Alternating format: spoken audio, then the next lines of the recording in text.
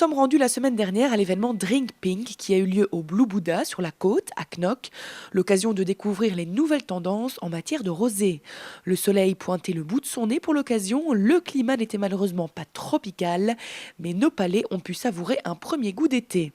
Et notre premier choix s'est porté sur le rosé le plus people du moment, le rosé Miraval, réalisé conjointement par la famille Joly Pitt et Perrin. Comprenez par là Brad Pitt et Angelina Jolie. Quels sont les vins que vous nous proposez aujourd'hui ? En fait, on représente aujourd'hui 3 différentes maisons. Donc tout est dans le concept de Drink Pink, donc des vins rosés. Donc on commence avec un vin effervescent, donc le premier sparkling wine du Chili, qui est fait par une très grande maison, une très grande famille, la famille Torres. On a un vin en Languedoc-Roussillon du Cerce Portiragne, les pieds dans l'eau. Et on termine avec le fameux Château Miraval qui fait partie du domaine de Brad Pitt et Angelina Jolie. Est-ce que c'est vraiment un vin de jet set ? Oui pour le nom, non pour la qualité. Donc c'est vraiment un vin qui est fait par par des gens qui sont vraiment dédiés au vin. Il y a M. Pitt qui est vraiment un très grand amateur de grands vins et c'est un joint venture avec une très grande famille, la famille Perrin et la famille Joly Pitt. Donc c'est vraiment un bon ensemble de la qualité d'un bon terroir, d'une superbe maison qui s'évolue dans une belle bouteille et qui donne un très bon arôme en fait.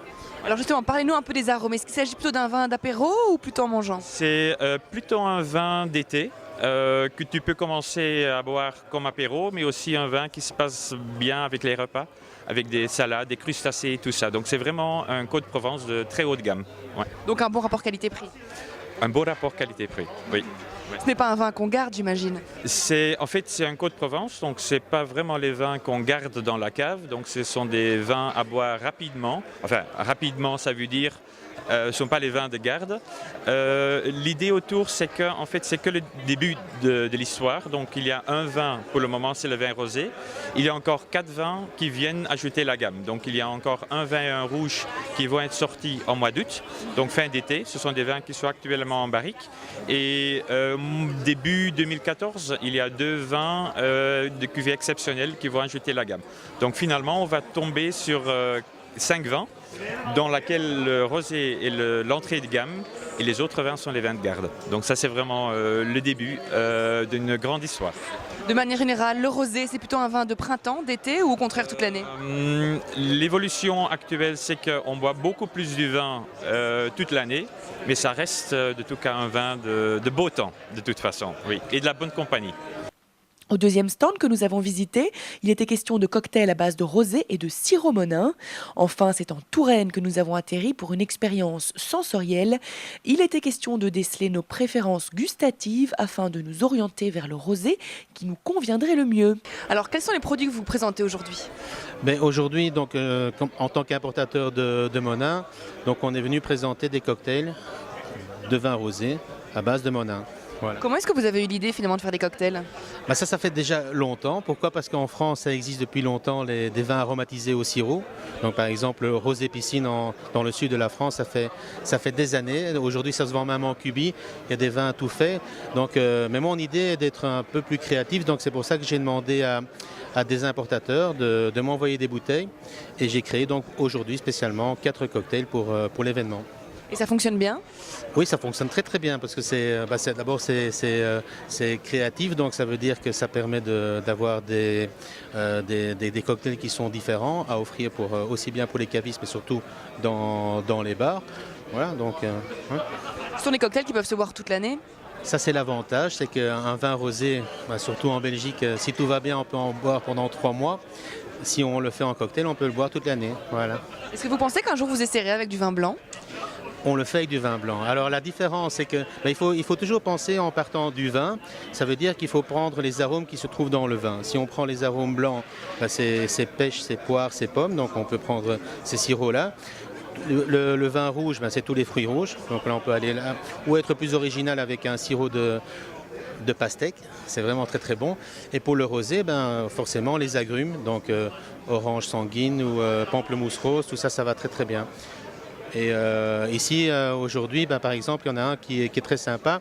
C'est un mélange de sirop de rose, de lavande avec un rosé pétillant. Où est-ce qu'on peut retrouver vos cocktails?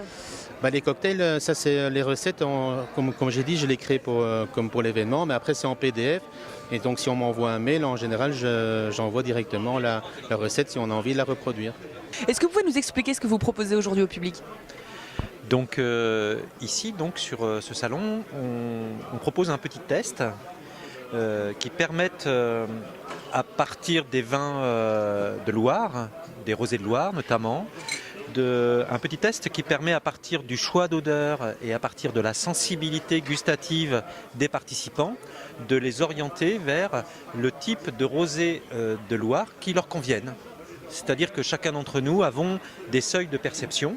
On perçoit à des intensités différentes le sucré, le salé, l'acide et l'amer. Et donc en fonction des résultats de notre profil gustatif, on est capable de se rapprocher du type de vin donc, qui correspond à cette sensibilité. Et si on y ajoute les différentes odeurs et la variété donc, des odeurs qu'on trouve dans ces vins-là, eh bien on peut, avec ces deux informations, pouvoir donc prescrire le type de vin correspondant au mieux à la sensibilité de chacun. Une belle après-midi qui nous a donné envie de partir en vacances. Quel est l'intérêt de cet événement Drink Pink? Alors Drink Pink, c'est très intéressant parce que c'est un événement qui correspond un petit peu à la tendance du marché. Dans le secteur du vin, on a remarqué qu'il y avait deux choses qui bougent. C'est un marché qui est relativement stable en Belgique, mais il y a d'abord une évolution de la consommation des vins effervescents, donc des bulles. Et le deuxième phénomène qu'on observe depuis 2 ou 3 ans, c'est l'augmentation de la consommation des vins rosés.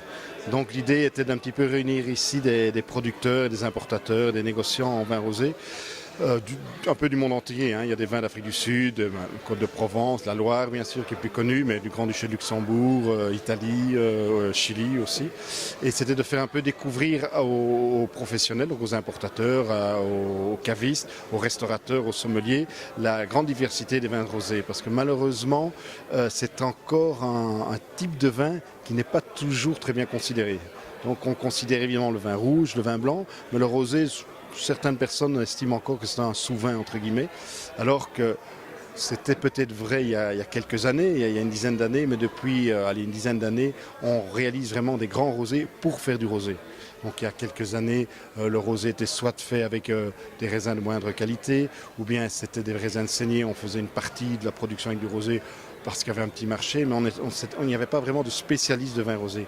Maintenant, les exposants qui sont ici sont presque vraiment des producteurs qui ne font que du vin rosé, qui sont spécialisés, ils utilisent des cépages, des terroirs privilégiés pour le rosé, et on fait maintenant des produits de haute qualité. Et la preuve, c'est cette augmentation de consommation en Europe, mais principalement en Belgique. Comment vous avez choisi vos exposants? Parce qu'il y a une offre incroyable. Alors, écoutez, on a beaucoup de contacts de par le monde, donc on a simplement proposé aux producteurs du monde entier, de ceux que ça l'intéressait, de venir. Donc il n'y avait pas de critères pour limiter ou pour inviter. Mais on a eu de la chance aujourd'hui parce qu'on a une offre relativement représentative du marché. Malheureusement, on n'a peut-être pas beaucoup de rosé de Provence cette année-ci. Ça, c'est simplement dû aux conditions météo de cette année. Donc, ce millésime n'a pas été très généreux et il y a très peu de rosé cette année-ci, surtout en Provence. Donc, la majorité des producteurs ont déjà tout vendu ou n'ont rien à vendre. Mais par contre, il y avait la Provence représentée, les vins de Loire. Ce sont quand même les deux rosés les plus connus ici en Belgique. Et puis, ce que j'appelle, il y avait évidemment les rosés du Languedoc qui sont importants, ça fait un gros volume. Et puis alors, il y a les vins un petit peu plus exotiques, hein, comme je parlais. Il y a un superbe vin mousseux du Chili. On a découvert ici un vin du Veneto, mousseux également, qui est très, très, très fruité, un petit peu avec des notes végétales. Il y avait des vedettes aussi, puisqu'on avait le vin de Brad Pitt et d'Angelina Jolie. Il y avait des vins d'Afrique du Sud, ça c'était pas mal. Il y a un importateur là, qui représente une dizaine de caves. Donc c'est je pense, une opération très représentative du marché. C'est une opération que vous comptez pérenniser? C'est la deuxième édition cette année-ci et on espère bien pouvoir la pérenniser. Donc on l'a fait l'année dernière à Bruxelles, on l'a fait cette année-ci à Knock dans un environnement qui correspond plus à l'image de Rosé. C'est quand même un vin plus décontracté, plus fun, plus trendy. Donc il s'adresse quand même à une clientèle un peu plus jeune. Donc on a voulu choisir un cocon, disons, une infrastructure qui s'adapte mieux à la consommation des rosés, oui. Qui est quand même une consommation qui est en augmentation et principalement dans le milieu de la nuit. Il est de bon ton maintenant en boîte de nuit de commander évidemment toujours une bouteille de champagne, mais également du rosé et si possible en magnum, c'est quand même plus présentable. Bonne nouvelle pour les tenanciers d'établissements Horeca, la SABAM propose désormais aux exploitants et aux commerçants de copier les morceaux de musique obtenus légalement pour les diffuser dans leur commerce. Cette licence permettant d'utiliser des copies peut être attribuée moyennant le paiement d'une indemnité supplémentaire. Et la démarche ne requiert aucun formulaire de déclaration spécifique. Attention, cette licence ne s'applique pas si vous utilisez exclusivement les canaux traditionnels comme la télévision et la radio, si vous utilisez votre ordinateur à condition que celui-ci contienne exclusivement des fichiers musicaux téléchargés légalement, si vous utilisez votre collection personnelle de supports acquis légalement, ou encore si vous utilisez les sources sonores qui sont mises à votre disposition par des fournisseurs de musique d'ambiance agréés par la SABAM. Pour plus d'informations, n'hésitez pas à vous rendre sur le site www.sabam.be. Selon l'ouvrage de Michael Moss, Salt, Sugar, Fat, How the Food Giants Hooked Us, nous avons de mauvaises habitudes alimentaires qui pourraient nous jouer de mauvais tours, voire même handicaper les générations futures. En cause, les aliments qui sont trop salés. Beaucoup d'entre nous ont la main légère sur la salière, arguant que sans cela, ça manque de goût. Eh bien, sachez qu'à la base, nous n'avons pas du tout de prédilection pour le sel, que du contraire. L'auteur explique même, nous ne naissons pas en aimant le sel, ce goût se développe aux environs de 6 mois, ce sont les sociétés qui ont créé ce besoin. L'auteur poursuit en expliquant que des enfants nourris très tôt, avec des aliments transformés, développent des envies de sel énormes. Il explique que si on enlève ne serait-ce qu'un peu de sel, sucre ou gras des produits préparés, il n'y a plus rien. Ou pire, ce qui reste, ce sont les conséquences inexorables de la transformation d'aliments, un goût amer et astringent répugnant.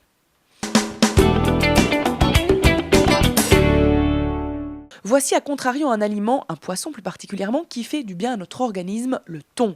Ses qualités sont nombreuses, il est riche en protéines, en minéraux, en bonnes graisses, mais pauvre en calories, ce qui nous aidera plus facilement à rentrer dans notre 2 pièces à la plage prochainement. De plus, les boîtes de thon rouge sont facilement traçables. Chaque boîte indique l'endroit de pêche du poisson qu'il y a dans votre assiette, le nom et la nationalité du bateau qui s'en est chargé, et également la méthode et la date de pêche. Sachez encore que le thon rouge ne se retrouve évidemment pas en boîte. Espèce menacée, il est soumis à des règles de pêche ultra contrôlées. N'hésitez pas à en prendre plus souvent au restaurant. Il existe de plus en plus de recettes originales pour mettre ce poisson en valeur, comme le Rio Mare qui propose des boulettes au thon.